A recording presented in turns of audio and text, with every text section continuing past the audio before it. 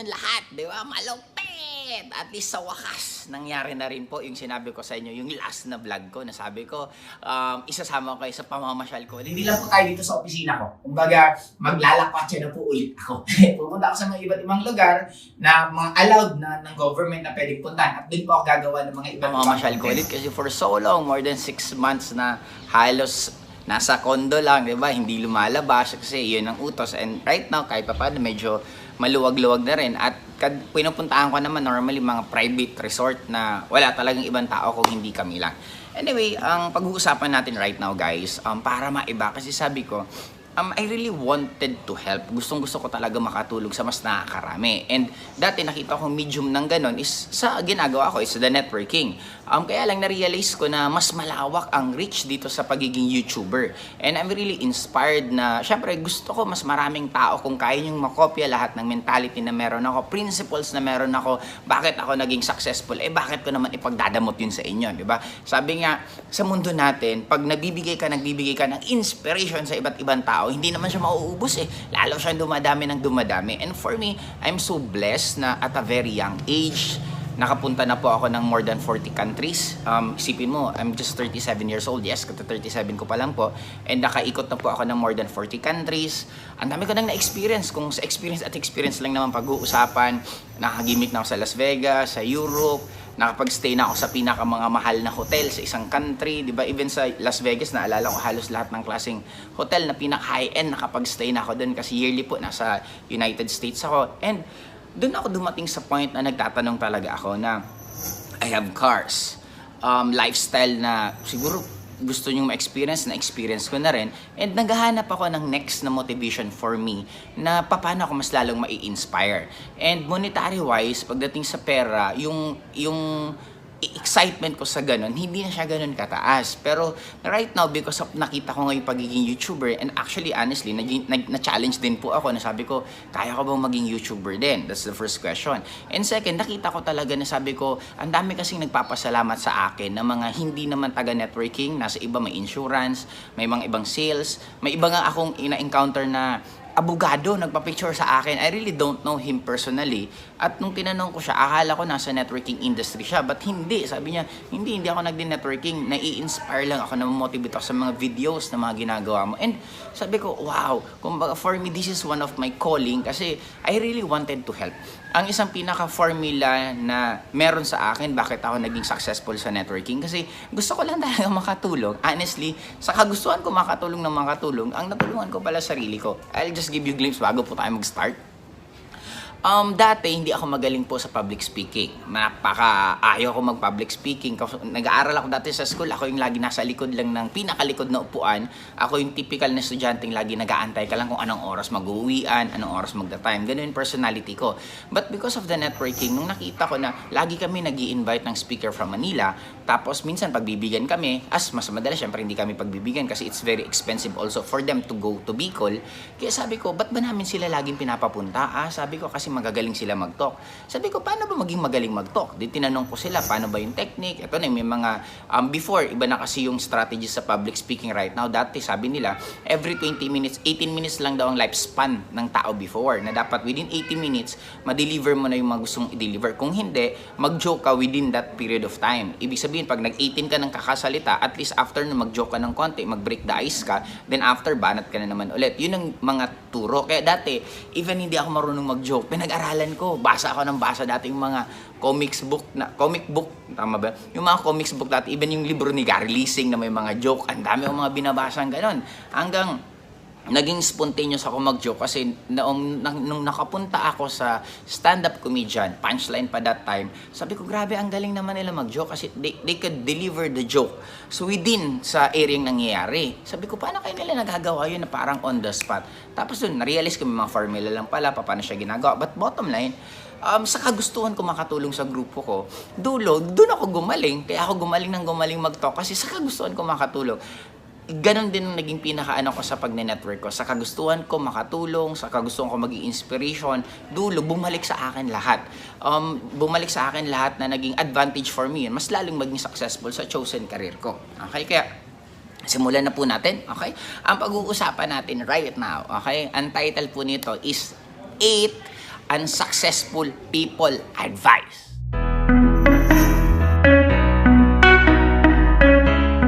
Bakit ito? Para malaman nyo na once narinig nyo yan, at least alam nyo na kung anong gagawin nyo. O, di ba? Alam nyo na, advice pala yan ng mga unsuccessful na tao, hindi ko na pala dapat siya sundin. Okay, now, game na?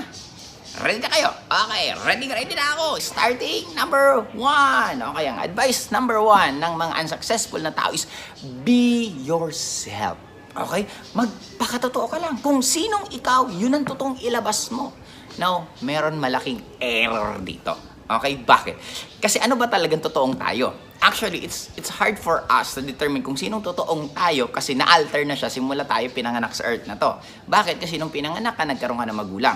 Yung magulang, kung anong paniniwala nila, kung anong intelligence nila, yun ang kadalasan ipapasa lang nila sa iyo.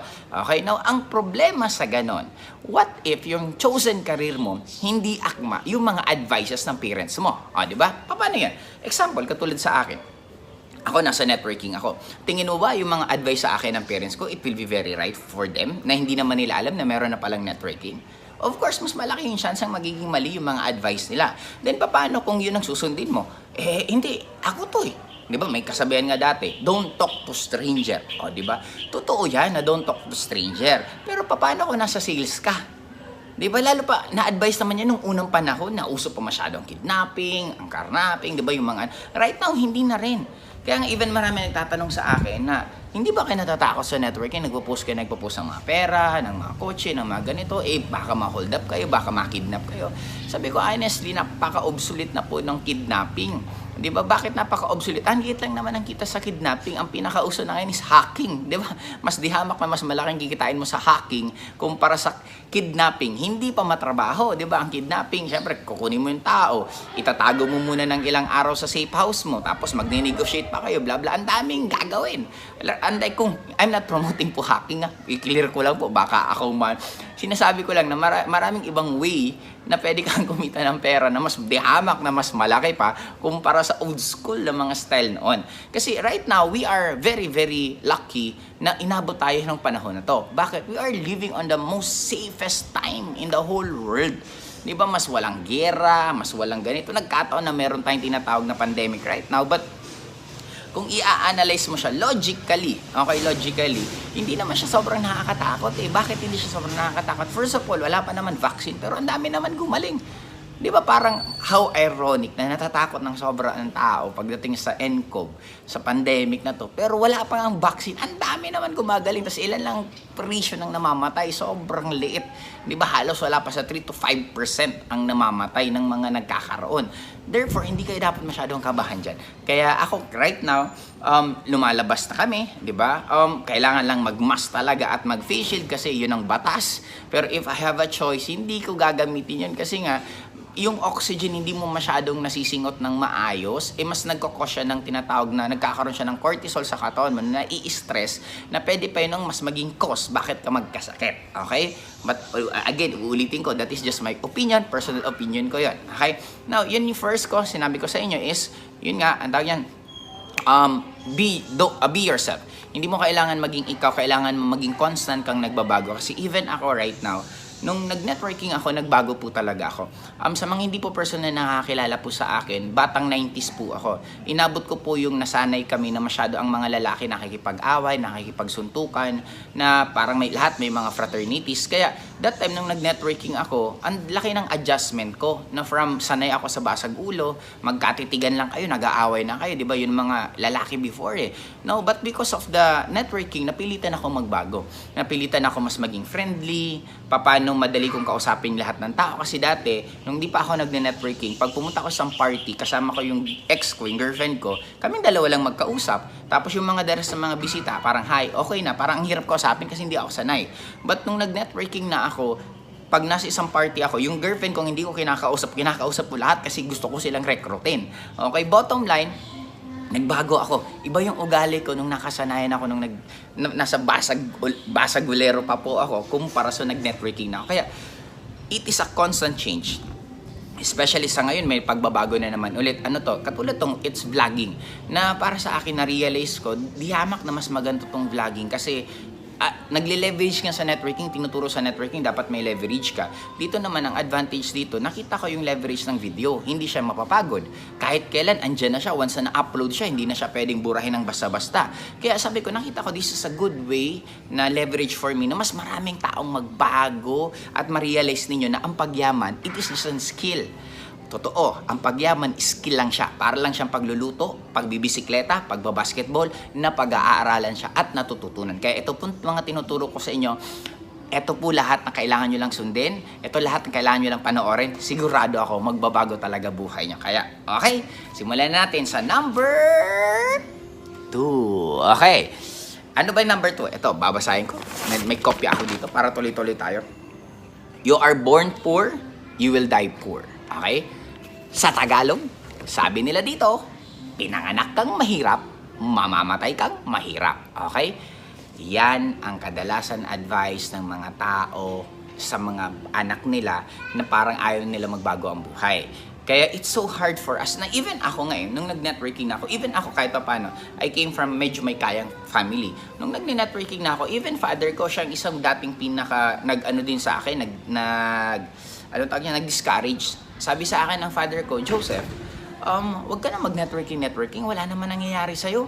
Ilang taon ka nag-networking, hingi ka pa rin ng hingi ng pera sa akin. Tapos, dito pa rin ikaw sa bahay kumakain. I mean, kasi hindi ako nangingi ng pera sa parents ko ever since. Ang hiningi ko lang baon ko. Pero yung panggastos-gastos, high school pa lang, natuto na talaga ako magsariling sikap na magkaroon ng sariling source of income. Kaya pat nakikita ng father ko na parang bahay pa rin ako lagi kumakain. Tapos pag umuwi ako, parang gutom na gutom ako kasi nga, hindi ako makain sa labas para mas makatipid. Now, siya mismo nag-push sa akin nang pumunta ako ng abroad. But since I know kung ano yung gusto ko, I know kung ano yung nakita ko, hindi talaga ako nakinig sa kanya. Now, ganun din po tayo. May mga ibang parents na you cannot blame them kasi iba din yung naging programming nila. Na what if, nag-try din silang yumaman, nag-try din sila ng mga iba't ibang opportunity for them to change their lives, but the problem is naging unsuccessful sila. Then akala nila, pag unsuccessful ka na, yun na talaga magiging buhay mo. Kaya yun ang naging advice din nila sa anak nila na, anak, huwag ka na mangarap yumaman kasi baka masaktan ka lang. Pinanganak tayong mahirap, ito na talagang kapalaran natin. Yung lolo mo mahirap, yung lolo ng lolo mo mahirap, kaya yung magulang mo mahirap, huwag ka na mag-expect na magiging mayaman ka pa. Kaya tanggapin mo na lang na dapat maging mahirap ka. Okay, that's the number 2. Okay, number 3 na advice, ito na. Ito ang isang gusto ko kasi medyo trend to lagi. Naririnig ko to sa mga seminars at even sa akin mismo naririnig ko to na nagiging topic to ng mga iba't ibang tao at nagkakaroon to ng confusion. Okay? Babasahin ko mabuti. Matthew 19:24. Okay, Bible verse muna tayo. Again, I tell you, it is easier for a camel to go through the eye of a needle than for someone who is rich to enter the kingdom of God. Okay, kung i-analyze mo to, grabe yung metaphor niya. Kasi isipin mo, parang papasok ka daw sa butas ng karayom. Ganon daw kahirap. Pag mayaman ka, bupasok ka sa butas ng karayom. Yun ang interpretation mo. Pag yung Bible verse lang yun ang basahin mo, yung Matthew 19:24. Pero pag binasa mo yung kabuuhang story, iba yung magiging meaning.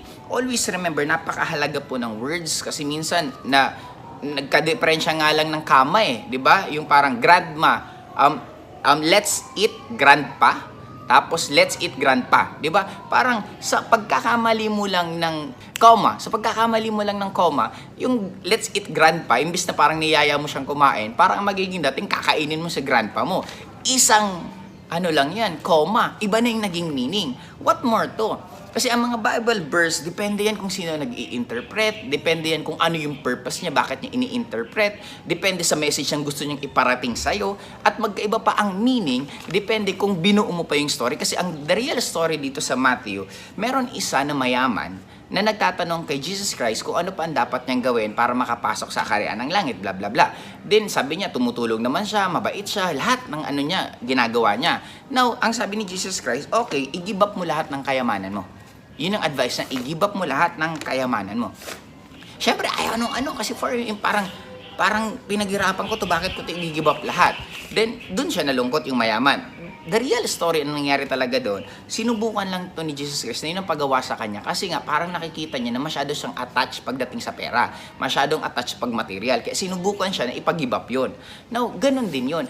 Iba yung story ng kabuuhan sa kokonti lang. Kasi pag ininterpret mo to, parang ang kasabihan, ang sama ng pera. Di ba? Ang mayaman pala, hindi ka pupunta sa kaharian ng lahat. That is so wrong. Why? Lahat ng religion, kailangan nila ng pera. Kasi ang isang religion, it is an organization. Ang organization, kailangan niya ng cash flow, kailangan niya ng budget para tumakbo. Never magraran ang isang organization successfully kung wala silang pera. Kaya di ba mapapansin mo lahat naman, mag-Catholic, mag-Christian, they need budget. Kailangan nila ng pera, kailangan nila ng mga donation para tumakbo. Kaya sa inyo guys na mga nangangarap yumaman at nakarinig po kayo na sasabihin na ang mayaman, di ba, ang mayaman hindi makakapunta sa kaharian ng langit. Hindi yan totoo. Kasi kung naniniwala ka na ang nasa taas siyang magulang natin. Kung magulang niya tayo at anak niya tayo, wala naman magulang na naghahangad ng pangit na buhay sa... Di ba? Walang magulang na naghahangad ng pangit na buhay para sa kanilang anak.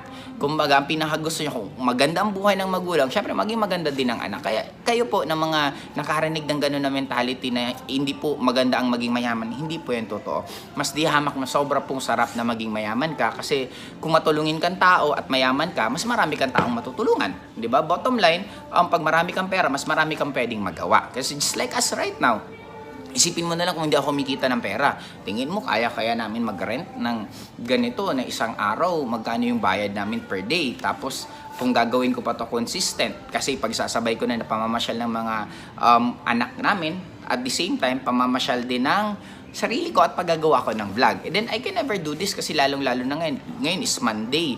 Di ba? Normally, siguro kung nag-work ako, di ba, nasa trabaho ako. But because I have kahit papaano ng pera, marami akong kayang gawin nang hindi nagagawa ng mga taong walang pera. At because I have the money, nagiging masaya yung wife ko, nagiging masaya yung anak ko, at commonly, even mga friends ko, nagiging masaya.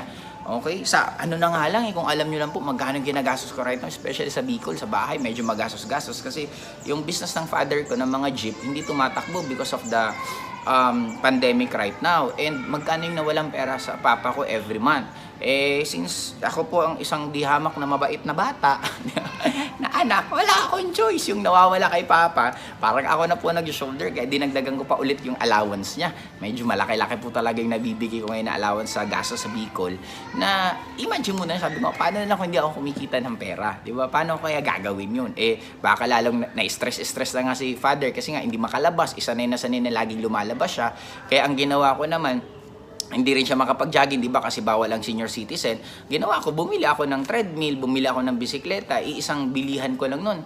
Inabot ako ng nasa 130,000. Mag 100,000 ata yung treadmill, magta 30,000 yung bike. Oh, eh buti na lang yung presidente ng Tubis, kakilala nung kakilala ko, kaya nagkahingi pa ako ng discount. O, di ba? Isa pa yun. Di ba? Gaano ka-importante pag may mga kakilala ka na may mga kaya din at may mga connection, ang laki ng nagiging benefit. O, di ba? Okay, sunod. Dito na tayo. Number 4. You're so young. You have all the time in the world. Hindi yan totoo. Di ba? Habang hindi mo minamaximize yung oras mo, nasasayang yan na oras yan at never ever na pwede mo na siyang ibalik.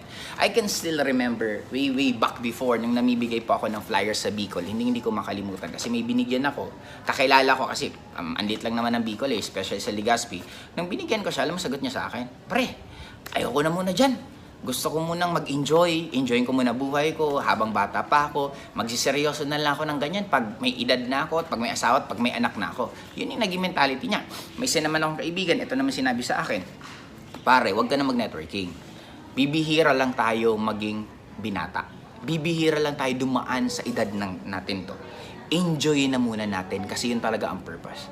Now, isipin mo, if you're not just going to analyze, parang papakinggan mo sila, parang tama mang advice nila kasi ang pagbibigay ng advice, depende yan sa conviction ng nagbibigay ng advice. At ang conviction, depende yan kung ano yung realidad niya. But it doesn't guarantee na tama yung advice niya. Uulitin ko ha. Yung pagko-convince ng pagbibigay ng advice sa'yo ng isang tao, depende kung gaano yung conviction niya, yung paniniwala niya. At tataas yung paniniwala niya, depende kung ano ang realidad niya. Tandaan mo, ang realidad sa bawat iba't ibang tao magkakaiba. Hindi yan pare-pare. Ito ang pinakasimpleng metaphor ko lagi yung sinasabi. May tatlong tao, may bulag, colorblind, normal ang mata. Pag pinagkwento-kwento mo silang, sasabihin ng bulag, madilim ang mundo, itim nakikita ko. Pag sinabi ng colorblind, ako grayish at medyo black ang nakikita ko. Pag nagkwento naman si normal ang mata, ang sasabihin, hindi, makulay ang mundo. Now, if you're going to let them talk at tell their story, lahat naman sila nagsasabi ng totoo. But again, they are all the same. Nandito sa earth, pare-pareho silang nandito sa mundong to, magkakaibang kwento nila, pero lahat sila totoo. And ganun ang buhay.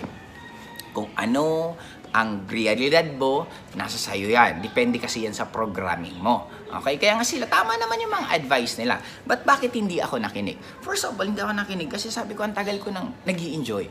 Parang ang tagal ko nang, yung routine namin, the same at the same, inuman every Friday, tapos magbabasketball, parang paikot-ikot lang, nananawa ako. Sabi ko, bakit uulitin ko na naman to? Di ba sabi nga ni Albert Einstein, if you keep on doing the same things and you're expecting different result, that is insanity.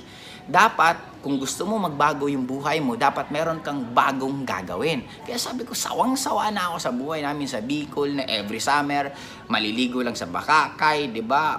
May isa pa sa Santo Domingo, yun ang papaliguan. Kung medyo every Holy Week naman, nagsusorsogon kami, Gubat Sorsogon, Rizal Beach kami naliligo.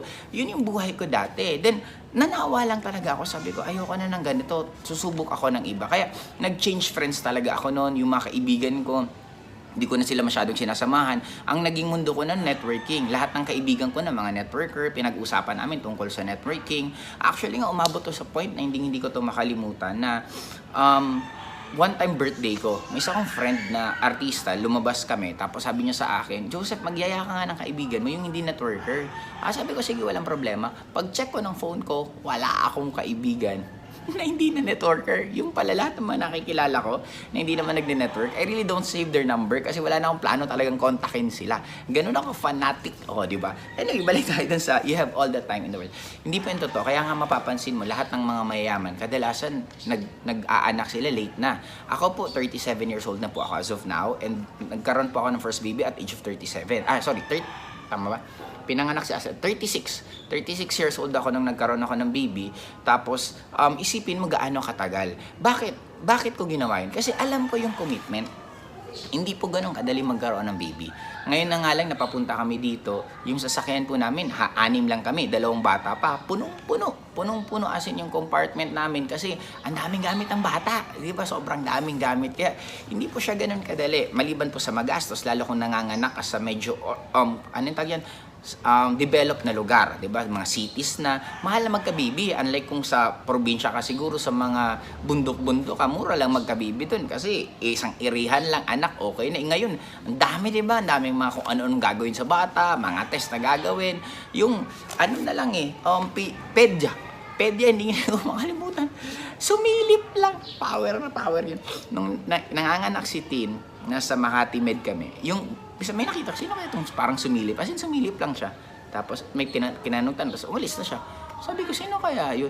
Tapos yun, nung pag magbabayad na ako ng bill ko, gulat ako. Alam mo, gano'ng bill sa pedya namin? 35,000. Sumilip lang. Sabi ko, power. Sabi ko, ang lupit na gano'ng pambayad sa anesthesiologist yung naglagay pa. Grabe talaga, sabi ko sa inyo. But anyway, ang bottom line for me, guys, mapapansin mo, yung mga mahihirap, sila yung sobrang daming mga anak. Yung mga mayaman, especially yung mga taong hindi masyado nag-aanak kasi nga time consuming, magastos ang baby, yun naman talaga ang totoo, magastos ang baby, tapos marami kang isa-sacrifice para sa kanya, na even as it happened, kasi may plano pa sana kaming mag-tour naman sa Israel, ang dami naman yung mga pang-Catholic na tour, yung pilgrimage, I think term sa ganon. Yun, ang dami namin pupuntahan pa dapat ng mga countries. Pero since nga nag-decide na ako na gusto ko na magkabibi, natigil talaga lahat ng yon. At ang dami rin ng mga, minsan kailangan mo umuwi ng bahay, ganito, lalo medyo hands-on kaming magulang. Kaya sa akin guys, sana ma-realize na you don't have all the time in the world. Start as early as you can. Fail as much as you can. Kasi kung mas mag-start ka ng mas maaga, mas marami kang magiging failures. Yung failures na yun kasi magagamit mo yun into wisdom Magkakaroon ka ng wisdom para ka maging successful. Kaya pinopromote ko po, fail faster. Okay? Fail faster. Madapa ka ng madapa, okay lang yan. That's life. There's nothing wrong about it. Lahat ng tao na naging successful, nag-fail sila. Anong difference ng tao naging successful sa taong hindi? Yung mga hindi sila nag-fail. Kokonti ang failures nila. Okay? That's number 4. And number 5, you should listen to your teachers, elders, and family. this is a totally wrong advice. You should learn to love them, respect them, but you don't need to listen to all advices that they will give you. Kasi it is not an assurance. Pansinin mo, logically, pag sa ibang bagay, nagiging matalino tayo at alam natin kung paano magdesisyon. Paano ako nasabi? Pag masakit ang ngipin mo, ang magulang mo hindi naman dentist, hindi ka naman pupunta sa magulang mo eh. Pupunta ka syempre sa dentist. Pag magpapagawa ka ng bahay, hindi ka naman pupunta sa magulang mo kung hindi sila architect eh. Pupunta ka pa rin sa architect or sa engineer. Now, this is my question. Pag ang magulang mo hindi mayaman at gusto mong yumaman, makikinig ka ba sa kanila? Di ba? Bakit pag sinabihan mo ang parents mo, mama, hindi ka naman dentist, ba't ako makikinig sa'yo? Doon na punta sa dentist ko para umais ngipin ko. Ano pakiramdam ng magulang? Ngingiti-ngiti lang siya. O nga, tama ka. Pag sinabihan mo ng magulang mo, mama, papagawa ako ng bahay. Sa architect ako lalapit, hindi ako lalapit. Hindi ka naman marunong mag-compute, mag-drawing, hindi ka naman pwedeng pumirma eh. Bla bla bla. Hindi rin sila nagagalit. Pero how come, pag sinabihan mo sila ng ganito, mama, mahirap naman tayo eh. Hindi nga tayo mayaman eh. Di ba, wala ka nga rin pera. Eh gusto kong yumaman. Bakit ako makikinig sa'yo? Pag yun ang sinabi mo, they will be offended. Now, this is my question. Bakit ma-offend sila? Eh, sanay naman tayong ganun ginagawa natin. Pero bakit pag sa ibang bagay okay lang, pero pagdating sa pera, hindi. Kasi ganun tayo na-train. We are trained that way na parang pagdating sa pera, parang ibang usapan na yan. Dapat iba yung logic na gagamitin mo dyan. Kaya yun ang sinasabi ko guys, you should have to find a mentor kung gusto nyo maging mabilis ang pagiging successful nyo. Ang mentor, narating na niya kung anong gusto mong marating. Example, if you want to become good in singing, di magpa-mentor ka sa mga nagtuturo talaga paano kumanta, sa meron talaga mga results about sa pagkanta kasi it will be very fast for you. Ang nagiging mali kasi natin, wala kang pera, gusto mong yumaman, makikinig ka kanino? Sa best friend mo, sa magulang mo, sa tito-tita mo, di ba? Bakit ka sa kanila makikinig? Eh kung sila nga ang marunong paano yumaman, kung sila marunong mag-alaga ng pera, eh di sana mayaman sila. The mere fact na hindi sila mayaman, it only means hindi sila marunong. At kaya kung gusto mong yumaman, hindi ka dapat sa kanila makikinig. Okay? Again, uulitin ka, you should still love them, respect them, but it doesn't mean na dapat pakinggan mo sila sa lahat ng mga advices nila kasi, again, kung tama ang mga prinsipyo nila sa buhay, eh di sana mayaman sila. Eh di sana mayaman kayo. Eh di sana ngayon hindi ka na nagsusumika para yumaman, di ba? The mere fact na hindi kayo mayaman, ibig sabihin, yung mga principles ng parents mo, hindi siya akma para sa principles ng pagyaman. Okay? Matatapos na po tayo. Number 6, good things come to those who wait. Ito naman po para sa mga nakikinig po at naniniwala sa law of attraction, di ba? Kasi sabi nga nila, even ako dinidiscuss ko to na you should think positive for your life to change. Totoo po yun. Pero again, mapapansin mo sa attraction, law of attraction, may action. Mas magiging mabilis makuha mo yung mga gusto mo kung magsusumikap ka. Hindi ka dapat yung parang antay ka na lang kung kailan. That's the problem with our life sometimes eh. Even nga sa religion, ang religion minsan nagiging scapegoat siya eh. Di ba may mga ibang tao na hindi, kaya ako may arthritis, kaya ako mataba, gusto na to ni God eh. Ito na siguro desisyon niya, ito na talaga yung katawan ko. Again, hindi magandang klaseng ganyan ng mga reasoning sa buhay. Bakit? Huwag mong sisihin yung nasa taas. Eh, sino ba ang lumalamon? Sino ba ang kumakain? Di ba kumakain ng mga taba, kumakain ng unhealthy pagkain? Ikaw yun, hindi naman siya. Eh bakit nung may sakit ka siya sisisihin mo? Katulad din yan sa mga ibang taong walang pera, di ba? Eh di, kaya kami mahirap kasi mahal kami ni God. Hindi, kaya ka mahirap kasi ikaw may desisyon yan. Ikaw ang gumawa niyan. Ikaw yung araw-araw gastos ka ng mga walang kwentang gastos. Punta ka ng punta kung saan, pasyal ka ng pasyal. Laging meron kang tinatawag na, di ba, yung weekdays, weekends mo, dapat nag-i-enjoy ka, enjoy life to the fullest, YOLO, di ba, you only live once, di ba, yung mga ganun pa. No, bottom line, kung ano ang nangyayari sa'yo, huwag nyo nang ituro yung nasa taas. Ikaw at ikaw ang may kagagawan yan. Sabi ko nga, alam nyo kung gaano katamad ang tao. Na minsan ganito, kung si God siguro pwedeng magsalita at sasabihan tayo, baka papagalitan tayo lahat eh. Kasi may mga ibang tao, ganito gagawin. Alam, may exam pala ako bukas, sana wag ako mali. Di ba, Lord? Sana po bukas hindi po ako mali. Isipin mo, ang dami nang iniisip nung nasa taas eh. Ang dami na nang iniintindi sa atin. Pati paggising ng umaga, sa kanya mo pa ibibilin. Eh bakit hindi na lang ikaw mag-alarm? Bakit hindi na lang ikaw yung gisingin mo yung mga kaibigan mo, sabihan mo yung mga kasamaan mo sa bahay, gising niyo ganitong oras kasi may mahalaga akong lakad, di ba? Binigyan niya tayong power to choose the life that we want. Kaya sana maging responsible tayo and avoid po natin na lagi po tayo nagtuturo sa taas. Pag wala kang pera, ikaw may kasalanan. Pag marami kang pera, ikaw may kasalanan. Pag maganda ang katawan mo, ikaw may dahilan. Pag pangit ang katawan mo, ikaw pa rin ang dahilan. Sana starting today sa lahat po ng makakapanood ng videos na to, start taking responsibility. Kung ano man ang nangyayari sa iyo ngayon, kung ano man ang current na sitwasyon mo ngayon, ikaw ang may kagagawa niya. Kung yung karelasyon mo niloloko ka ng paulit-ulit, ikaw may kasalanan niyan kasi bakit hindi mo pa yun hiwalayan. Bottom line, you have the power to change whatever the situation that you have right now kasi meron naman talaga, meron at meron at meron. Kung nagagawa nga ng sobrang daming tao, ano pagkakaiba mo? Ano ka special child na lahat ng tao kaya pala magbago buhay tapos ikaw lang ang hindi? 'Di ba? Lahat tayo we are given the opportunity to change yung buhay natin. Kaya, karoon ka lang ng willpower. Panoorin mo lang lahat ng mga videos ko. Yeah! Subaybayan nyo lang po ha. Joseph Lim, pinalitan ko lang po kasi rather sa CEO Engines, pinalitan ko mo ng Joseph Lim pangalan ko sa YouTube channel ko para mas madaling ma-search at even ako mismo madali ko rin mahanap. Kaya sa inyo, sa gusto po, libre naman po tong lahat ng mga videos na ginagawa ko at sa totoo lang guys, bakit kailangan nyo panoorin tong videos ko? Ang masisave nyo pera at time. Millions po ang nalugi sa akin sa mga maling desisyon na ginawa ko rin sa buhay ko. Ang dami ko rin time na na-consume, magbasa ng mga libro, makinig ng audiobooks, makinig sa mga iba't ibang tao at laging dalawa yan, may tama at may mali. May mga nabasa din akong libro na walang kakwenta-kwenta, may mga pinakinggan akong audiobooks na wala ding kwenta, may mga inattendan akong training na may mga bayad pa.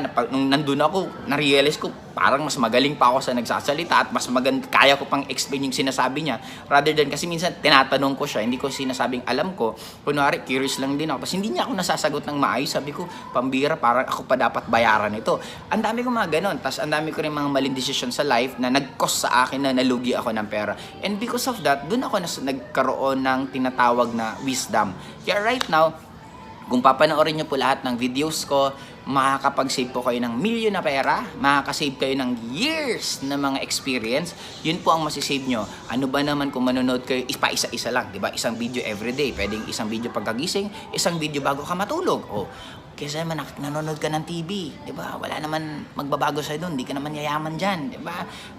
Nakikichismis ka ng mga problema ng ibang tao, di ito na lang buhay ko, chismisin mo, di ba? So baybayin mo ko, i-stock mo ko anong pinagagawa ko, kasi para makita mo na, wala naman palang kakaiba sa akin. Yung lahat pala ng kaya kong gawin, kaya mo rin gawin. Ang pagkakaiba lang ako ginagawa ko, baka ikaw ngayon, pinag-iisipan mo kung paano gagawin. Okay? Malapit na po tayo magtapos. Number 7! Okay, itong 7 na pinaka-advice ng mga unsuccessful na tao, save money. Oops, totoo yan. Save money. It's totally wrong. You should learn to be aggressive about money. Dapat natututo ka pa paano mag-invest ng pera, sa saan gagamitin dapat ang pera. Don't ever save the money because saving, okay? Money, it is not invented for us to save it. It is invented for us to spend it. Okay? Kasi kung itatago mo rin lang naman pala, bakit inimbento pa pera? The moment you don't know the rules of the game, you will fail. Kaya nga dapat natututo ka mag-opensa. Ako lagi ko lang explanation dito, napakasimple. Bangko. Ang bangko, humihingi tayo ng pera, hiningian nila tayo ng pera, o mag-save kayo, mag-save. Lahat ng mga ordinaryong tao mag-save ng pera. Ngayon, yung mga negosyante, pupunta ng bangko, uutang. Uutang sila, ilalagay nila sa negosyo nila. Since yung negosyante, yung negosyo nila, kumikita ng pera, yun ang pinagbabayad nila sa utang nila. Ngayon, ang kagandahan, since si bangko, nagpautang siya sa negosyante, doon siya tumutubo. Doon din siya kumukuha ng konting-konting porsyento na ibibigay dun sa mga nagdideposito. Ang kawawa, yung bangko, lalong yumayaman ng yumayaman, yung negosyante, lalong yumayaman ng yumayaman. Yung mga ordinaryong tao, walang nangyayaring pagbabago sa kanila at nalulugi pa sila. Bakit sila nalulugi? Inflation. Yung halaga ng pera mo ngayon, after 5 years, after 10 years, ibang-iba na ang mabibili mo dyan. At the sad part is, mas mataas ang pagtaas ng bilihin kaysa pagtaas ng tubo. Kasi by computation, by percentage, ang inflation rate every year, almost 5 to 10%. Ang tinataas mong pera sa bangko, almost 1 to 2%. Doon palang luging-lugi ka na. Kaya the moment you are saving the money, you are doing it wrong. Kasi ang tanong nga dyan, sino ba nagsabi sa atin? Hindi po, kung uso na po ang fake news ngayon, how sure are you na hindi uso ang fake news noon? Di ba, ang daming mga dinidiscuss sa history book, sa mga tinatopic na ngayon, nare-realize natin, ibang-iba naman pala sa totoong nangyayari. Kaya dapat maging mag-imbestiga kayo sa ganyan, sa mga lahat ng information na nakakalakihan natin. Kasi hindi totoo na lahat ng naririnig natin at nakakalakihan natin ay totoo. Oh, bakit? Bigyan ko kayo ng example. Sana mahanap ko. Di ba may kasabihan dati? Ano yung kasabihan dati? Masamang magpa-picture ng tatlo. Okay? Bakit masamang magpa-picture ng tatlo? Kasi mamamatay daw yung nasa gitna. Okay? Okay. Dulo, meron, ayun, nahanap ko. Yay! Okay, ito. Kita nyo? Yan, di ba? Makikita nyo sa gitna si Erap, sa kaliwa niya si Fernando, sa right niya si Rudy Fernandez. Di ba? Ang kagandahan niyan, etong dalawa patay na. Di ba? Wala na si Fernando, wala na si Rudy. Si Erap hanggang ngayon buhay pa. Kaya hindi totoo yung kasabihan. Ang dami pong kasabihan na ginagawa natin before na ngayon nagbabago na po. No offense po sa Catholic, pero di ba? Kasi Catholic din po ako dati, na ang advice before pag Holy Week, di ba? Pag Holy Week bawal maging masaya. Kasi pag Holy Week, patay si God. Kaya dapat hindi tayo nagiging masaya, nasa loob lang tayo ng bahay, hindi tayo naglalaro, hindi tayo lumalabas. Yun ang paniniwala before. But as time goes by, right now, halos hindi na nga even dati, pag Monday pa lang, bawal ka na kumain ng karne. Diba? Pwede ka lang kumain ng karne, I think Sunday na. But right now, nagbago. Ngayon, ang dami kong kilalang Katoliko, even Biyernes Santo, kumakain na ng karne. Kaya ang daming paniniwala, na gusto ko lang i-point out sa inyo, ang daming paniniwala before, na kung mapapansin mo, ngayon, ginagawa na natin, pero wala din naman nangyayari sa atin. Normal pa rin naman tayong tao. Tumatakbo pa rin naman maayos yung buhay natin. And ganun din yun. Kaya saving money is totally wrong unless you have millions of pesos. Kasi iba sabi nila, yayaman ka pag nagsisip ka ng pera. Yes, it's true naman. Kasi kung meron ka naman, example, 100 million. Tapos anong tawag niyan? Ang tubo mo 2% or minsan mas mataas pa ako nakapag time deposit ka sa bangko kasi medyo malaking amount na yan. Sabihin, tumubo ka na lang ng mga 3% per year. O di sa 100 million mo, meron kang 3 million per year. O now, ang kagandahan doon sa 3 million per year mo, kung gumagastos ka lang ng 100,000 per month, yun lang yung budget mo sa sarili mo, di sobra-sobra ka pa kasi gagastos ka lang ng 1.2, may tubo ka pang 1.8, tapos may 100 million ka pang fix sa bangko, yun, yayaman ka pa rin nun. Pero kung ang pera mo lang naman 50, 50,000, 100,000, 200,000, learn to offense that money. Ibig sabihin, learn na ilagay mo yung perang yan sa pwede pang magpasok ng mas maraming pera para mag-accumulate ka na mag-accumulate ng pera para pwede ka talagang yumaman. Kaya saving money is totally wrong, lalo na kung barya lang naman po yung sinisave nyo. Okay? Now lastly, you need money to make money. Hindi yan totoo. Hindi lahat ang yumaman, hindi sila yumaman dahil sa marami silang pera. Yumaman sila dahil nagkaroon silang courage. Nangarap sila ng malaki, minaximize nila lahat ng nakapalibot sa kanila. Yun ang naging way bakit sila naging successful. Kasi even ako when I started doing network marketing, namimigay pa ako ng flyers sa kalsada. That time wala po akong budget pang raiso. Di ba yung photocopy ng sobrang kapal, I think that is 500 pieces. Tapos pag gugupitin yun, kasi may pang-cutter sila, ang bayad pa ata per cut nun, 3 pesos. Ang mahal pa sa akin noon, parang 3, parang mga dadagdag ka pang 30 pesos, 40 pesos. Sabi ko, mahal-mahal noon. Kaya ang ginawa ko, ako yung gumugupit. Habang wala akong ginagawa, nakikinig lang ako ng mga trainings or nag-aantay ako ng prospects ko, nasa mall ako, naalala ko, nasa LCC food court pa ako noon. Doon ako gumugupit, doon ko ginagawa. In short, meron kang pwedeng gawin. Kahit wala kang pera, maraming pwedeng gawin ka para ka magkapera. Nung ako nga bata, naalala ko dati, sa harapan ng bahay namin, nagbebenta sila ng mga Mertiolet, Agua Oxinada. Kaya ang ginagawa ko, nagpa-part-time ako sa kanila, naghuhugas ako for 1 hour ng mga lalagyan ng bote, kumikita ako mga 5 pesos per hour. O, isipin mo yun, ang daming way. Kaya huwag mong isipin, ang mayaman, kaya yung dahil malami silang pera. Hindi mo kailangan ng pera. Kailangan mo lang ng tiwala sa sarili mo. Magtiwala ka sa sarili mo na darating ang araw, ikaw yung puputol ng sumpa ng kahirapan sa pamilya mo. Magkaroon ka ng courage na kung nagawa nga ng maraming tao, bakit hindi mo kayang gawin? At pangatlo, ito lang sana, para sa akin, simpleng common sense. Kung naniniwala tayo sa Bluetooth at Wi-Fi, na nakikita natin, di ba katulad to, itong headset na gamit ko, this is Bluetooth, di ba? Hindi nyo naman nakikita, hindi natin nakikita ano yung connection na meron sa kanya, pero alam natin na nagko-connect siya.